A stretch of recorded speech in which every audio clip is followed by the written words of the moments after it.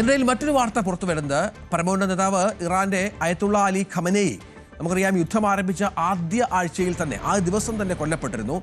7 ആഴ്ചകൾ പിന്നിടുകയാണ് ഖമനേയി മരിച്ചിട്ട്. 8ാമത്തെ ആഴ്ചയാണ് ഖമനേയിയുടെ മരണമുണ്ടായിട്ട്. പക്ഷേ ഇപ്പോഴും മൃതദേഹം സംസ്കരിക്കാൻ സാധിച്ചിട്ടില്ല എന്നുള്ളത് ഇറാനെ സംബന്ധിച്ചിടത്തോളം വളരെ പ്രധാനപ്പെട്ട ഒരു കാര്യമാണ്.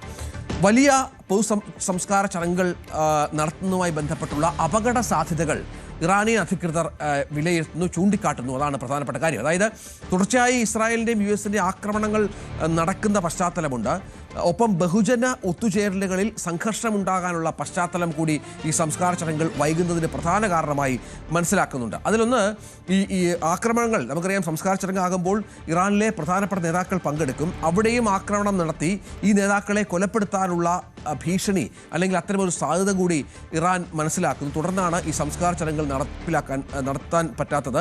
ഒപ്പം ഏറെ ആരാധകരുള്ള, ഒരുപാട് ആരാധിക്കുന്ന ഒരു നേതാവ് കൂടിയാണ് ഇറാനിൽ അയത്തുള്ള അലി ഖമേനി. അദ്ദേഹത്തിൻ്റെ സംസ്കാര ചടങ്ങുകളിൽ വലിയ തോതിലുള്ള ജനക്കൂട്ടം ഉണ്ടാകുമെന്ന കാര്യത്തിൽ സംശയമില്ല. അത്തരം ജനക്കൂട്ടമുണ്ടായാൽ, ആ മോബ് വയലൻ്റ് ആയാൽ ഒരു തരത്തിലും അതിനെ കൺട്രോൾ ചെയ്യാനുള്ള